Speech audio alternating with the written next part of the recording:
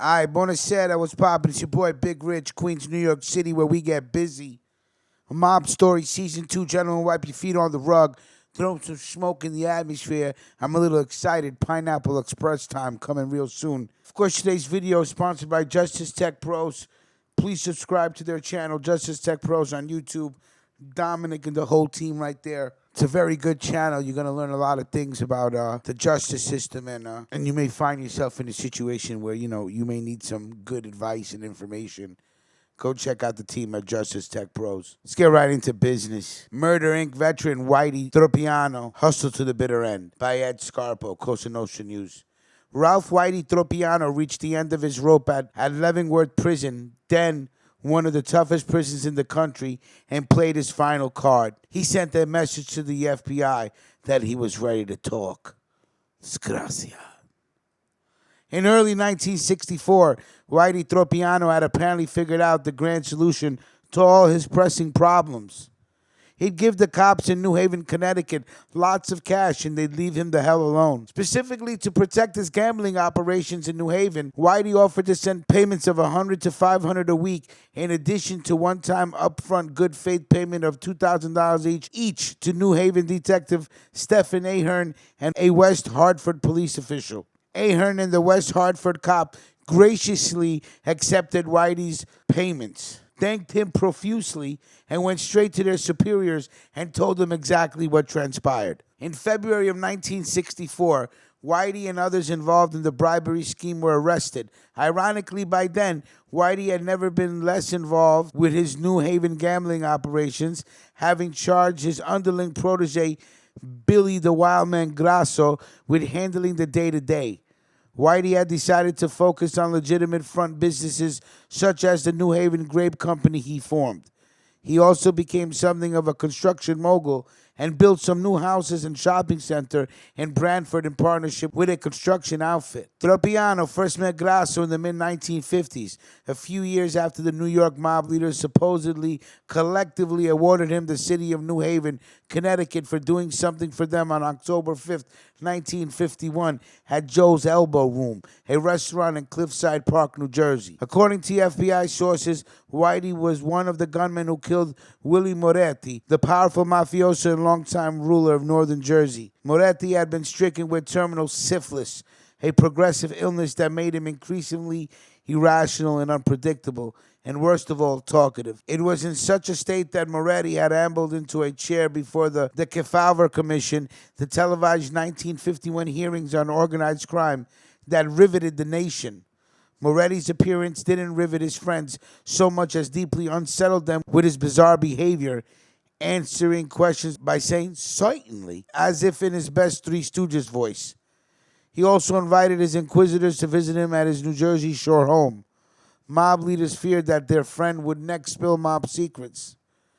Sources later told the FBI and other law enforcement agencies that it was out of appreciation for the Moretti mercy killing, coupled with the pressing need to get Tropiano out of New York City, all of those damn murder investigations, that the mob gave Whitey New Haven. He became a main member of the Profaci crime family in Brooklyn as well. Then in late 1951, at the age of 39, Tropiano moved back to Connecticut, where he was born, married his sister-in-law, and settled in. In New Haven, Whitey had to share power with Frank the attorney Piccolo, a.k.a. Frankie Lanza, a capo with the New York-based Gambino crime family. Piccolo was a top man in Fairfield County. State and local law enforcement officials regarded Tropiano and Piccolo as having equal stature, and both were considered among the reigning powers in the Connecticut underworld. As for Piccolo, in September 1981, when he was 58 and awaiting trial for running a convoluted plot to extort high-profile Las Vegas entertainers Wayne Newton and Lola Falana, he was gunned down outside a Bridgeport telephone booth. He was killed because Gambino boss Paul Castellano allowed it when Genovese boss Vincent the Chin Gigante complained to him that Piccolo was becoming a pain in the ass and needed to go. Castellano's seemingly casual decision to let his construction business partner end the life of the powerful capo proved to be highly consequential. For one thing, it significantly raised Salvatore Sammy the Bull Gravano's admiration for Gigante. The Chin would never do what Castellano had done. Gravano said later, meaning the Chin protected his men. Nobody fucked with the Chin. He ran a tight ship. When Gravano flipped, he recalled the Piccolo hit. Everyone in the Gambino family was disturbed about Castellano's decision to sacrifice a made member to appease the Chin, he told the FBI. We wonder if Big Paul had been a Wayne Newton fan. We'd bet Castellano was no fan of all of the newsprint Piccolo and Guido Pinosi were getting for trying to extort one of the biggest singing acts in Las Vegas. Whitey took the young Grasso under his wing and mentored him into mob life. By the late 1950s, Grasso had become Whitey's right-hand man. Nicknamed Mickey at the time, Grasso acquired a reputation for ruthlessness, efficiency, viciousness, and humorlessness. Numerous sources sing praise about what a tough guy Grasso was, and he was, though not with his hands. Billy, who stood 5'8" and weighed about 180 pounds, wasn't much of a fisticuffs brawler.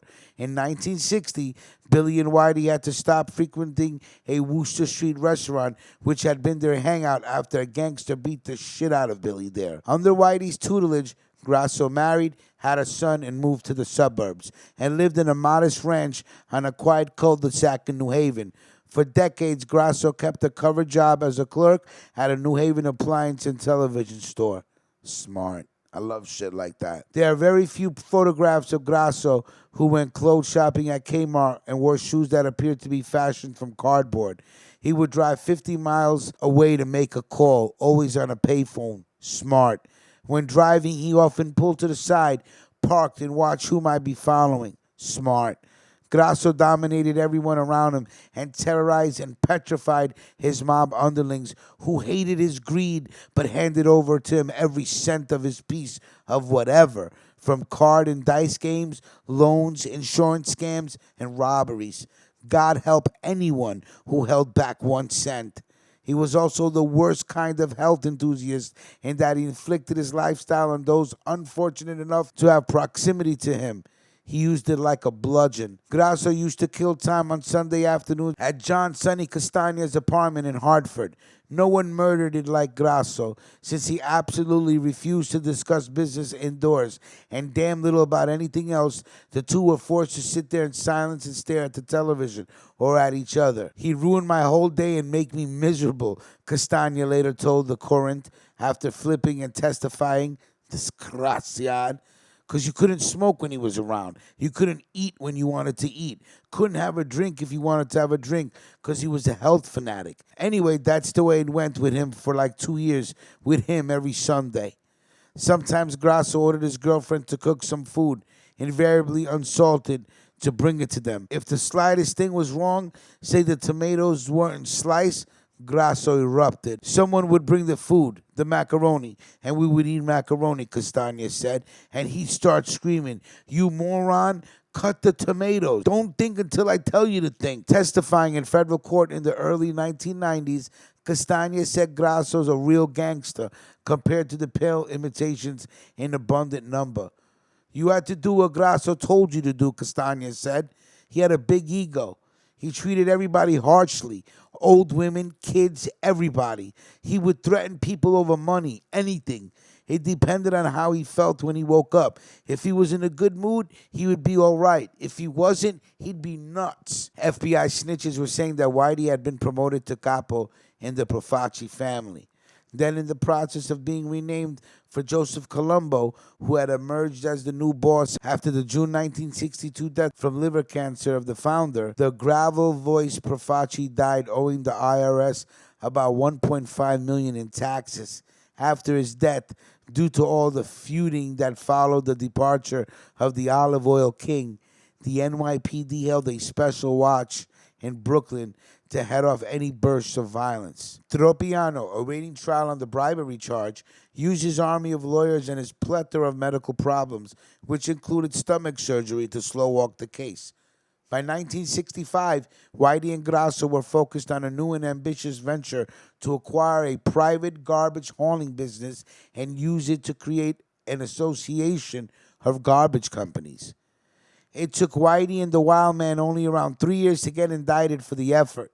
In March 1968, a federal jury returned its indictment charging Whitey, Billy, and the Bridgeport hood Larry Pellegrino for restraint of trade. Whitey hired F. Lee Bailey, a Hartford native, to handle his appeal, but it did no good whatsoever. On December 9, 1968, Whitey was convicted of shaking down trash collectors, was given a 12-year sentence and a $10,000 fine. Billy Grasso got a 10-year term and a $7,500 fine. Pellegrino got 8 years and a $5,000 fine. They were sent to separate federal prisons at the end of 1968. Whitey was nearly 60 in deteriorating health and in no mood for prison. He had gotten away with so much worse, especially during his Bath Beach days, which the FBI had learned all about by then, thanks to another Colombo wise guy and informant extraordinaire, Gregory Scarpa. Desgraciado. The sentence effectively marked the end of Whitey's days as a major figure in the mafia. For Grasso, prison was his big break. He spent time in a cell with Raymond S.L. Patriarca himself and would rise to underboss, handily outranking his former mentor. That was the background against which Whitey went to the FBI. Exactly when and how many interviews Whitey gave them is not noted in FBI records. Whitey held a lot back. His years as a street gangster, the murders of at least 10 other gangsters, his years in Murder, Inc., the murder of Will Moretti in New Jersey, and he claimed that his refusal to join the Profaci family pushed him to New Haven. And as for what he did tell the FBI, Whitey acknowledged knowing Goodfellas. He used that specific term. In Joe Profaci's crime family, one of 5 in New York City. One day, Whitey told him a good fellow introduced him to Joe Profaci, who offered him membership, which Whitey promptly turned down. Tropiano told the agents. Membership in the family did not bring with it instant riches, and in fact, the members were expected to make it on their own, Whitey told the FBI agents. Membership meant simply that you were assured no interference from outside individuals. That is, being under the protective wing of the family, but on the other hand, it meant sharing wealth with the family. After declining old man Profaci's offer, Whitey said the cops harassed his gambling operations and complained they weren't making any money. Whitey said he was forced to close down his gambling operation. The police were so bad. A Profaci wise guy again suggested he join the family, but again he said he refused. He claimed he'd gone to New Haven to escape police harassment and pressure to join the mob. Whitey said he took orders from Profaci once in New Haven and that Profaci had visited him there and introduced him to Raymond S.L. Patriarca, head of the New England Mafia family. From then on, he collected debts for Patriarca and helped him out whenever he could. The FBI wanted details, names, and information on mobsters and mob activities in Connecticut and in New York. Whitey named the acting head of the Colombo family the underboss and 5 capos. He estimated the family had 100 main members. He talked about the other New York crime families. The Lucchese family had about 85 members. The Genovese family had about 800 members. The Gambino family, 1,000 members. The Bonanno family, he said, had been split into families, he said. He named some of the leadership of the other families and dished on internal rivalries. In Connecticut, Whitey identified Nicholas Patti of Ansonia as a member of the Gambino crime family and boss of the Nantucket Valley. Joe Bluff La Selva, a councilman in the Jersey Cruise, Pippi Guerrero, were made guys who ran Waterbury, Whitey said. Frank Piccolo, a made man in the Gambino family, was the biggest operator in Bridgeport. Whitey identified 21 living and dead mafia members, most of them in Connecticut, shared rumors about a murder in New York City, and detailed mob numbers, bookmaking, and other operations. He claimed that other hoodlums had bought off members of the New Haven Blades professional hockey team, presumably to fix games. Whitey personally admitted of being part of a group that controlled numbers in New Haven and running other illegal gambling operations. In addition to owning the New Haven Grape Company, he said he had interest in a construction firm, an after-hours club, and a car dealership. He named the mobsters who were running his operations in his absence and admitted he was trying to plant phony evidence to get his federal conviction overturned. Grasso.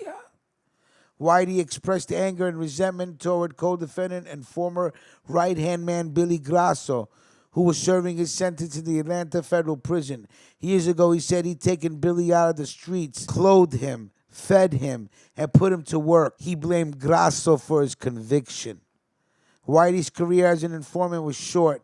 FBI approached him again years later, but it rebuffed him. Subsequent contacts with Tropiano were, for the most part, unproductive, his FBI file reads. In 1974, Tropiano, who in the 1940s did not respect other button guys and who robbed wise guys and mob-run crap games, then killed lots of hoodlums in Brooklyn to make amends, was paroled out of prison in poor health. He went into semi-retirement of sorts and spent much of the time in his home in New Haven, Connecticut. Over time, Whitey recovered, and by the early 1979, he was back in business, running a loan shark book and moving large quantities of cocaine, as informants told the FBI. One patriarca wise guy none too pleased about Tropiano's return in Connecticut's crowded jumble underworld was Grasso, who got out the previous year. Eventually, Grasso drove up to Rhode Island and told Patriarca they needed to take care of Tropiano. Whitey was bad for business, Grasso argued. He brings the FBI with him wherever he goes. The feds are always up his ass. Patriarca never hesitant to sanction murders and never pleased about how New York families freely operated on his turf, essentially said, "What are you waiting for?" On April 2, 1980, Whitey was in Bath Beach, Brooklyn, where he'd grown up and made his bones for Cosa Nostra. At 2:25 p.m., he and his nephew walked down 63rd and lingered at 1062 63rd Street when two cars pulled up and two gunmen with stockings over their faces leapt out and blasted away. The nephew fled unhurt, but Whitey was shot up, riddled with bullets in the head, in the back, and in the stomach. Whitey, 67, was pronounced dead at the scene. He was buried several days later in New Haven, around where he'd been born and where his one-time protege Grasso was a powerful capo, still on the rise. But only until Grasso's luck ran out on June 13, 1989, when Patriarca gangsters in Hartford, Springfield, and Boston struck the wild man before he could move against them. They had been convinced he would. On a pretext of a meeting in Worcester, Grasso hopped into the back of a van and was promptly blown away. That same day, Grasso's right-hand man in Boston, Frank Salemi, was shot up outside the International House of Pancakes in Saugus. Salemi survived. Both shootings were part of a large effort by disgruntled Patriarca factions attempting to seize control of the family. All right, so salute to all my people in Connecticut. You know what I'm saying? Mob Story Season 2. You know the team, Ruckus Radio. It's no other channel that brings it to you like we do. Salute and have a good evening.